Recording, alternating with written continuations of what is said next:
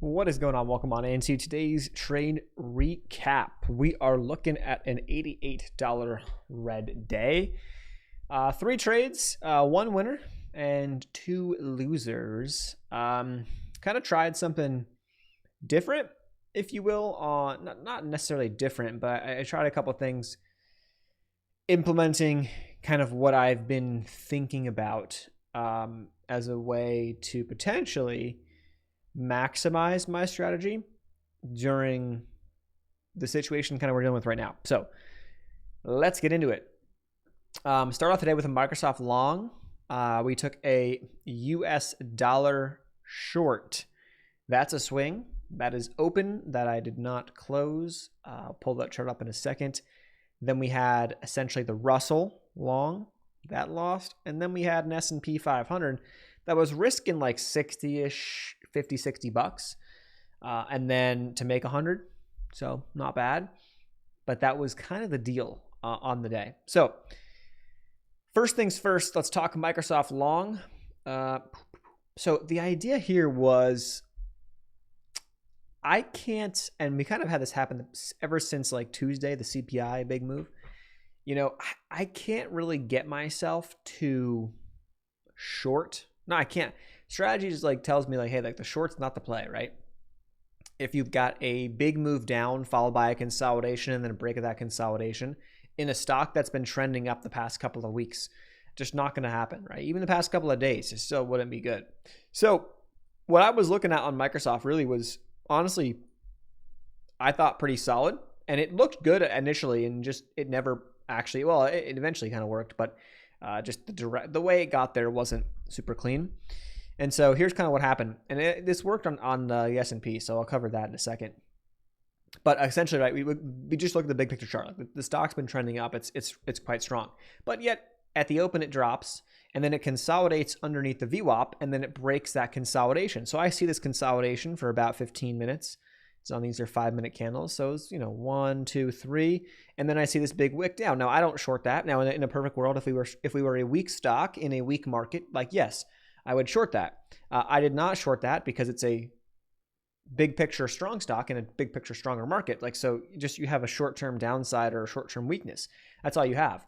And so the chances of this working out are less than this ending up hitting my stop loss and stopping me out, just through my experience the past like 9 months with my strategy. So like I see this, and what I need to see for me to get in on the reversal. So essentially what I'm looking at is a false breakdown in a bigger picture uptrend is what the idea is.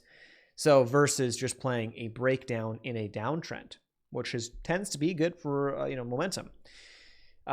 So this volume right here is higher than the past 15, 20 minutes, which I like. And you got this kind of bullish, if you will, reversal candle with this big lower wick closing up near the highs of that 5-minute span. So I enter in on that, and I'm looking for roughly just north of a 1-to-1 risk reward on these because I'm playing shares. So stop loss goes to low of day, and take profit put me like just north of VWAP. I was looking for just around 373, just underneath 373, which is like right around here. And I thought that was actually reasonable because of the volume profile, right? This volume profile obviously has played out over time, but there was a lot more volume towards the open up here. So I thought we can fill up towards that 373 pretty or easier than going beyond that, right? So what ends up happening is it kind of chops around, then eventually it stops me out later on. It's kind of a pain. Now, I have to understand that when you're playing these, because you're playing the opposite of a momentum breakout or breakdown, you have to give it, like you understand that this could take some time. So it's kind of one of those that's like a set and forget. This is something that I absolutely could not have done with options because of theta decay. I mean, you could just gotta decide and find the appropriate contracts and whatever, but with theta decay, this just destroys you. So it doesn't really matter when you're just trading shares. Who cares? So that's what I did, and eventually it stopped me out. But then, hey, look at it. It ended up going in. I still didn't like the short. Like I wouldn't have wanted to be short. And then it ends up snapping back and ends up going to, over 373. So eventually got there, just the way that the path and just took an extra dump down and then went. Now, Problem is that this is the weakest stock on my list at the time on the day. So, you're trying to go along the weakest, which I tend to not like to do. The only reason why I thought this was a viable play was because of the bigger picture trend to the upside. And you're playing this when at the time, go to the 4-hour chart, if you jump back in at the time, this was the biggest, or the largest red 4-hour candle you had seen on Microsoft in many weeks. So I'm like, okay, relative to the trend, this is getting oversold, right? Compared to what we've been dealing with on this trend. So better looks would be to the buy side here than trying to short Microsoft now and look for more and potential. Now, if this is the top and we're reversing, you could nail it. But the problem is that ends up happening a lot less than you think in terms of timing that. So that was the trade on that. Bump back to the 5-minute chart. That was actually, I'll go to the 30-minute chart because that's kind of what I focus on mostly afterwards, after the first hour or so of the day. So we took that, the dollar. I'll pull up the dollar short here as well, just because why not? So here's the dollar. I like this a lot, and it was on a 4-hour time frame. Even the 30-minute time frame, you can kind of see the consolidation, how it's breaking down the consolidation. But really, it's the 4-hour time frame that we just started to break down to the bottom of this range. You had this big move down post CPI, which is cool, awesome. Didn't play that because it's a gamble. But now you've had this consolidation, and now we're looking to break that consolidation as we're starting to break that to the downside. Now, my stop loss for now is north of this consolidation. Sometimes I'll put it I'll many times put it at the breaking candle low. It's the first time playing the dollar, so I'm kind of testing it out, not a large position size. So I'm playing the top of the consolidation for now, and then I can move it to break even if we get a decent push in my direction. So that I'm looking to a target about a 1.5 to 1 risk reward ratio on this trade. So do the math on whatever the entry is here, where the stop loss would be here, and then where the target needs to be. It's roughly a 1.5 to 1 from what I calculated. So that's that. That's a swing trade. That's on the 4-hour time frame. That's, big picture. Who knows how long that will take to either hit the stop loss or go to take profit. I don't no idea. It could be a couple days, could be a day. Who knows? Could not even. Maybe it doesn't even happen next week, because next week's a pretty light week with the holiday. So then we go to US 2000 long. We can pull that up, or I'll pull that up here on the via the Russell. I'll go to IWM. Same thing essentially. So what I'm looking at on this was big picture. You had the pretty big upper wick on the Russell from, I believe, yesterday, the day before yesterday. So kind of somewhat concerning. However, right, we're building higher lows. And so in the grand scheme, I like the higher lows. And so I was looking at this breakout over the pre-market highs, and then we had a little bit of a 5-minute consolidation just south of those pre-market highs. So once we broke that, it really gave me two ways to kind of confirm the trade, right? You had, not only was this a 30-minute nice break to the upside, you're trending up past couple of days at higher lows. And then if you go to the 5-minute time frame, look at this setup. It was actually, I thought it was really good. So you had the 5-minute time frame, push down here, pushed up, test those highs, pull back, hold above VWAP, and then break through. So I enter on this breakthrough right here, and then eventually you can see that it stopped. Well, not eventually, it stopped me out quite quick. I put my stop loss under this level, the consolidation low, but really I could have put the breaking candle low and saved myself a few bucks in the grand scheme. But that was that. So do the math. It could have been a really tight stop if I put it under the breaking candle low. It would have been like 30 bucks. And then the S&P 500 long. Let's pull this up on TradeZella and jump in here. So I'm going to go into the replay feature and let's pull this bad boy up. So we had a 10-10. This trade took about an hour or 2 hours and 20 minutes to play out. So going back through the same idea that I essentially had with the Microsoft trade, I'll go to a 10-minute chart because it's the same kind of general gist. So the Microsoft trade, the idea that I had with this was, this is setting up almost like a bear flag, right? If I was coming at this chart and I did not know the context of what we had just had the past couple of days, this looks like a bear flag to me. And so I would be like, okay, if we can break down underneath these lows, I would play a downside. I'd play a momentum break to the downside and for a continuation. However, me thinking out loud, I'm like, well, we don't have the overall market context for me to do that. It just doesn't make any sense. So all considered, I was like, well, if we don't have the overall market context for that to make sense, I'm not going to do it. And as I know that those tend to lose in my experience, right? With my strategy, they tend to lose. So what I want to see is a false breakdown. So I want to see the S&P break the lows and then quickly snap back. And so what you see right here is the S&P is breaking the lows. We got a new low of day here shortly after 10 a.m. I think that's Central Time. So shortly after 10 a.m. Central Time, and then I see that and I get in. So I get in on this big lower wick. Well, at the time, we broke back up into the consolidation. I buy it back up in there with a stop loss under that low. Now, it's a risky, in a sense, it's kind of risky because, you know, maybe we end up going down. Who knows, right? But the view here is that big picture, we're trending up. And so I want to play a false break down, if anything, because that's where I feel like I'd have better luck. Not better luck. I have better risk reward, and the edge is on my side because you have people who are looking to short the market here potentially, who are getting a little not over excited, but like, oh, we had made a big move up. Oh, we start rolling over. The downside could be awesome. And then they catch themselves on the short side and then they just get squeezed out later on, which is exactly what happened.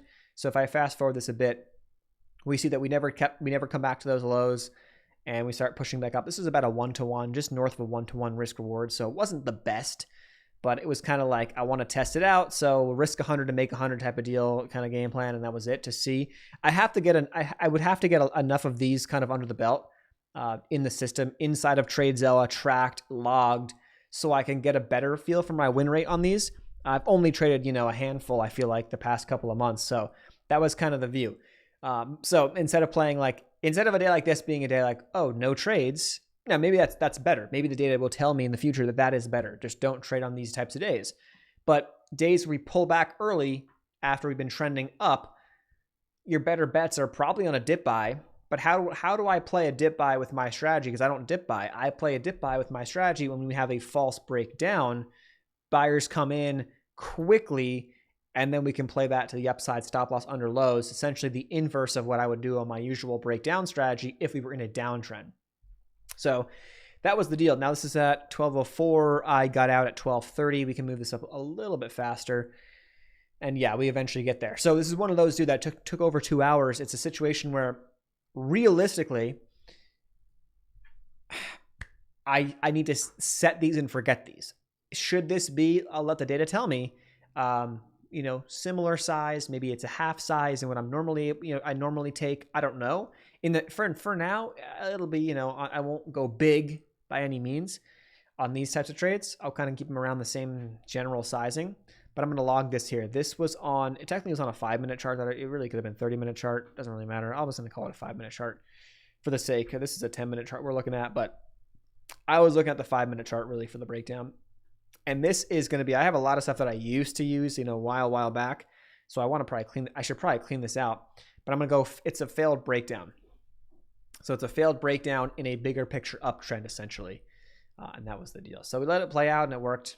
And that was it. So there you guys have it. That was today's trade recap. We'll see what happens with the swing positions that we have. We got a couple swing positions. Let's go to Surge Trader. Surge Trader, let's refresh this. We are currently, so balance compared to yesterday, we lost $88 in terms of what I've locked in and realized. On swings, the net current portfolio value is down $52 today because of swings, I guess, being up. And we're 13% of the way on the growth target. The swings, we'll see what happens. I was looking at the swings and the reality of them is now they're all not going to probably work, but if they all did work, let's just say that they did, you've probably got $200 to $300 gains per trade there on the winners. Well, if they all won, right? And I've got a couple of them open. So we'll see. Then I think that my losses are roughly around 100 to 150 each max. So the risk reward there is, in my view, is good. And the trends are we're playing with the direction of the market generally. Now, if the market completely reverses course, then we'll get stopped out. If the market doesn't reverse course and we kind of generally move that way and they happen to all work, I think we could push 52K if they all were to work and I did nothing else. So that's kind of what we're looking at. I think if they all didn't work, we're probably back down closer to our starting point of 50K. So the risk reward's pretty good, I think, for them. And maybe some will work, some won't. So let them play out. They're on mostly well, not mostly. They're all on 4-hour and up charts. So most of them, well, 2 of them are on the weekly charts. One's a daily chart and one's a 4-hour trade. So I'm kind of mixing a couple different time frames in because I haven't really done so in the past with what I've been trading. And it's a lot of it's kind of for data purposes, but also it's like it fits my strategy. So I'm kind of expanding and trying different things with the strategy. So instead of forcing myself into only trading these 5 or 10 options because these are the stocks I trade, I can kind of expand that with bigger picture charts because I believe that the trends and breakouts and breakdowns are more respected on larger time frames, I have just found, than the short-term time frames. So we'll see if that's a good thing. Maybe that's the way I eventually move anyway, and we just trade larger time frames. I don't know, but we're testing it out. We're seeing what works, and we're kind of going from there. So that's the update. I feel like treading water for quite some time. It feels like in the portfolio. It was actually down a lot well, not a lot, but was down earlier this week. We were actually inside of 50,300 on the 13th, which was a couple days ago. We've made some of that back via trades. So I think Monday was a bad day. And then we've made some back. Today was a red day, but not bad. $88 is anything inside $100 in a red day is, in my view, that's great. So that's where we currently stand. Hope this video was helpful in some way. And I will see you guys in the next one. Links, resources down below, anything that I use, all the stuff that the platforms, TradeZilla, Surge Trader. If you're looking for a prop firm, don't just pick one that I use. Pick one that actually makes sense for you. That's what I would recommend. This one works because of the availability of so many stocks that I could trade, because I'm not always trading, or honestly I trade futures less than I trade stocks, and I trade other stuff less, but I'm dabbling and trying some different stuff out. So we'll see how it goes. Thanks so much, and I'll see you guys in the next trade recap. Peace.